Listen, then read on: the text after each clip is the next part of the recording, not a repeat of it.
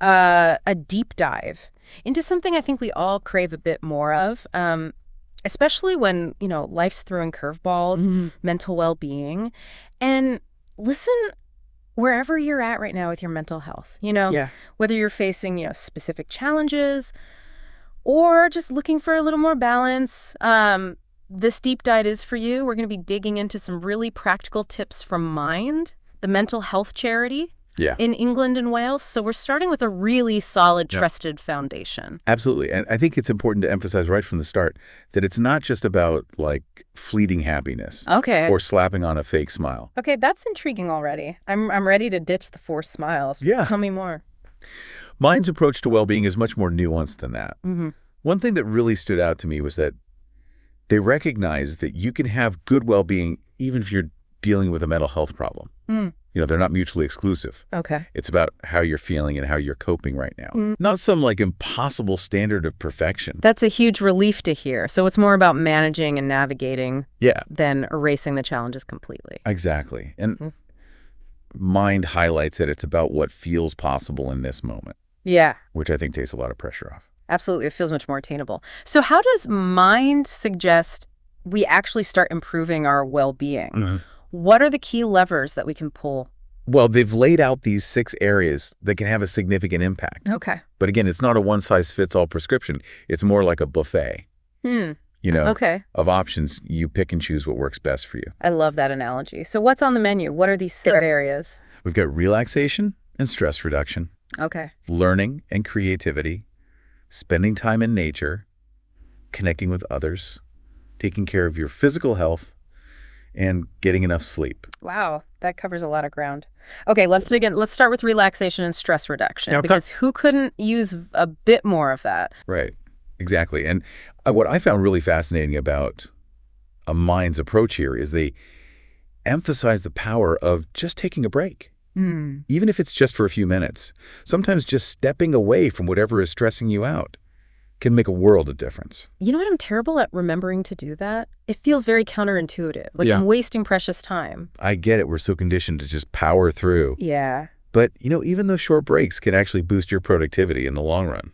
Well, that's good to know. I think it might be easier to justify a break if it actually helps me get more done later. Right. What else does Mind suggest in this area? Well, they have this really intriguing idea of creating a self-care kit. Okay. And it's not just about, bath bombs and fluffy slippers, although those are totally valid. Yeah. But it's about creating this physical or digital collection of things that bring you joy and help you reset. So like a go-to folder on your phone filled with pictures of your dog or inspiring quotes. I can see how that would be really helpful in a moment of stress. Exactly. Okay. It's about having those tools readily available Yeah. to just kind of shift your mindset. Mm-hmm. And it's something that you can personalize to what works best for you. I'm a big fan of personalized approaches. It feels a lot less intimidating than trying to overhaul your entire life. Okay, let's move on to learning and creativity. Sure. How do those tie into mental well-being? Is Mind talking about, like, going back to school? No, not necessarily. Mind actually emphasizes that learning can be really informal and fun. Okay. Things like taking an online course, learning a new language, or even picking up a new hobby all count. It's about keeping your mind engaged Yeah. and challenged in a positive way. Okay, so it's not just about stuffing our brains with information. Right. It's about the process of learning and exploring new things. Exactly. And they even highlight the benefits of craft activities. They quoted someone saying, "I find that any sort of craft activity really focuses my mind and stops me concentrating on negative thoughts." That makes sense. It's like giving your brain a constructive outlet. Okay, I'm adding Learn to Knit to my to-do list. What about nature? How does spending time outdoors impact our mental well-being? Well, mine goes beyond the typical, go for a walk in the park advice. Okay. They acknowledge that not everyone has easy access to green spaces. That's a really important point. I live in a city, and sometimes it feels like the closest I get to nature is that one scraggly tree on my street. Yeah, I hear you. Yeah. But they suggest, bringing nature indoors. Okay. Things like listening to nature sounds, looking at pictures of landscapes, or even just watching birds from your window can be beneficial. I hadn't thought about it like that before, but that makes a lot of sense. It's about finding those small ways to connect with nature, even in an urban environment. Exactly. And if you can't get outside or bring nature in, they suggest spending time with animals. Yeah. Even if you don't own a pet, you can volunteer at a shelter or visit a local animal sanctuary. I love that animals have a way of grounding us and bringing us joy. Okay, we've covered relaxation learning and nature. What's next on Mind's well-being menu? Next up is connection. Okay. And Mind highlights that it's not just about, being physically present with people, Yeah. but about feeling truly seen and heard. Oh, okay, so it's about quality over quantity. Precisely. Yeah. And they even emphasize that reaching out to helplines counts as connection. Sometimes you need that support from someone who is trained to listen and help you process what you're going through. It's so important to remember that asking for help is a sign of strength, not weakness. Absolutely. And they found that peer support groups are also incredibly powerful. Yeah. They shared a quote from someone who attended one saying, "I sat in a room full of strangers who instantly understood me more than my friends and family." That's amazing to find that sense of belonging and understanding, Yeah. especially when you're struggling, must be incredibly validating. It's like finding your tribe. Exactly. It's about feeling seen and accepted for who you are, challenges and all. Okay, 2 more areas to go. What about physical health? How does that tie into this whole mental well-being puzzle? Well, instead of just giving generic advice like eat your vegetables, Yeah.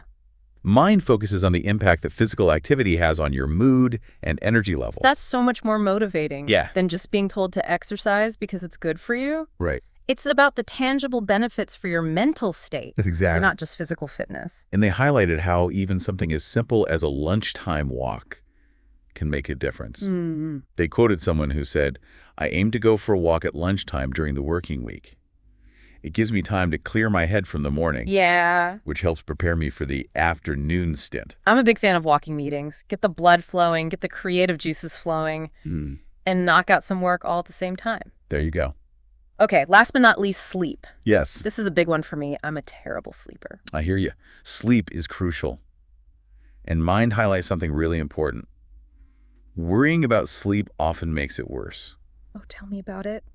I lie awake for hours, stressing about how tired I'm going to be the next day, which just keeps me up even longer. It's a vicious cycle. So they suggest focusing on relaxation techniques before bed Okay. instead of stressing about sleep itself. Hmm. Things like taking a bath, reading a book, listening to calming music can all help shift your mindset. They also talked about the power of reading to relax and fall asleep. Mm-hmm. And, if that doesn't work, focusing on your breathing and trying to clear your mind, it's so simple. But I sometimes forget about those basic techniques when I'm feeling anxious. It's easy to overthink things, Yeah. especially when it comes to sleep.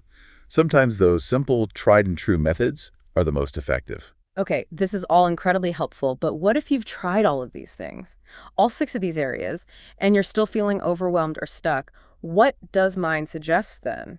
Well, that's a great question, and it's important to acknowledge that these tips aren't a magic bullet. Right. Mental health is complex, Yeah. and sometimes we need more targeted support. So what does Mind recommend for those situations? Well, first and foremost, they emphasize that asking for help is crucial. It's not a sign of weakness, it's a sign of strength. Right. And self-awareness. Yeah. And thankfully, Mind provides a wealth of resources on their website specifically tailored to various mental health challenges. Okay, that's reassuring to know. So it's like a branching path. You start with these general well-being tips. Yeah. And then if you need more specialized support, Mind can point you in the right direction. Exactly. They even have resources for coping with specific issues like anxiety, depression, and work-related stress. That's so helpful. It can feel overwhelming trying to navigate all of that on your own. Absolutely. And here's another crucial insight from Mind. Okay. They remind us that our mental well-being isn't solely determined by our individual choices. Things like, finances, discrimination, and even just figuring out your identity can have a huge impact. Yeah, that's a really important point. It's a reminder that our mental health is influenced by this complex web of factors, Yeah. both internal and external. Right. It's about recognizing that sometimes the support we need goes beyond individual coping mechanisms.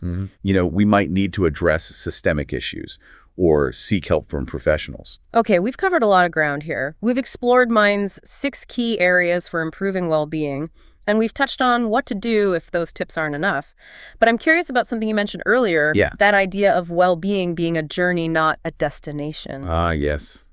That's a crucial concept. Yeah. It's not about reaching some mythical state of perfect happiness. Right. But rather about continually learning, adapting and finding what works for you. So it's more about building this set of skills and tools to navigate life's inevitable ups and downs. Exactly. It's about cultivating resilience and a sense of agency over your mental health. Yeah.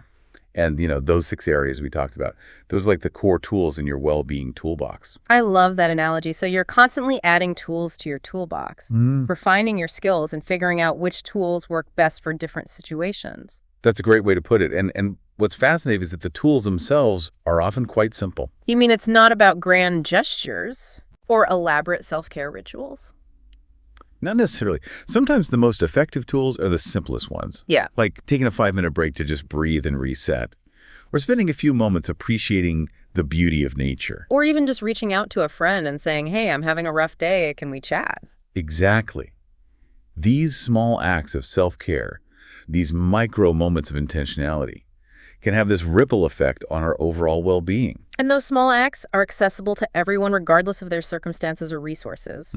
That's what makes this conversation so empowering. It's not about expensive retreats or fancy gadgets. It's about those little everyday choices that add up over time. Absolutely. And it's about recognizing that we have more control over our mental well-being than we might realize. It's about taking ownership of our mental health and being proactive and seeking support when we need it.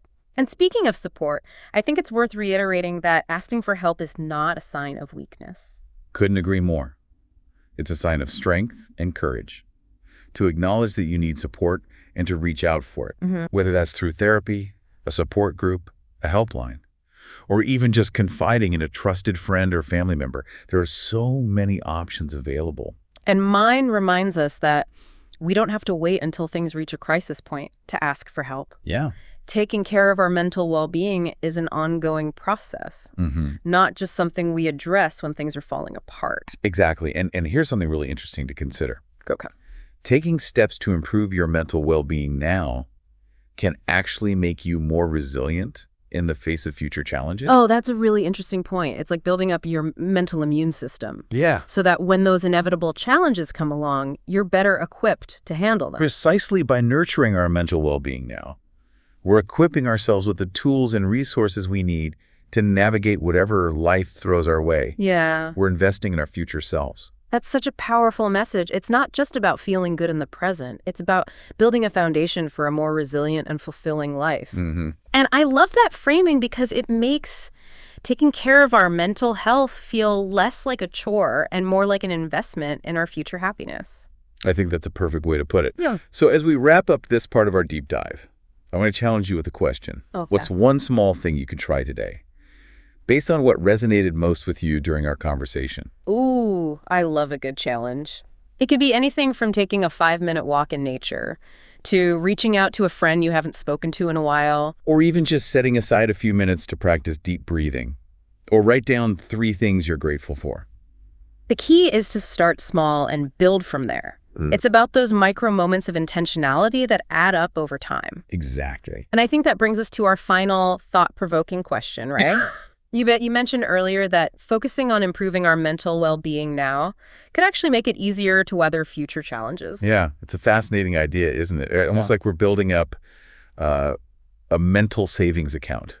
We're making regular deposits of self-care and positive habits so that when those inevitable storms hit, and they will hit, Yeah. we've got something to draw on. I love that. It takes the pressure off having to be perfect all the time. Because let's face it, life is messy. Right. It's about being prepared, not about being invincible. I love that being prepared, not perfect. And that's what makes this whole deep dive so valuable. It's given us a framework for understanding mental well-being as this ongoing process, Yeah. not some fixed destination that we have to reach. And it's given us like practical, actionable steps we can take, even if we're busy or feeling overwhelmed, because you don't need a ton of time or resources to start incorporating these ideas into your life. Exactly, whether it's taking a mindful moment in nature, connecting with a loved one, or simply allowing ourselves to rest when we need it. These are all investments in our mental well-being. Investments that'll pay off not only in the present, but also in the future. Absolutely. Yeah. So as you go about your day, we encourage you to reflect on this. What can you do today to nurture your mental well-being and build that resilience for the future? It might be something as simple as taking a few deep breaths before a stressful meeting, or setting aside 15 minutes to read a book before bed. Remember, even small steps can have a big impact. We hope this deep dive has inspired you to prioritize your mental health and to remember that asking for help is a sign of strength, not weakness. You are not alone on this journey. Thank you for joining us, and until next time, take care of yourselves.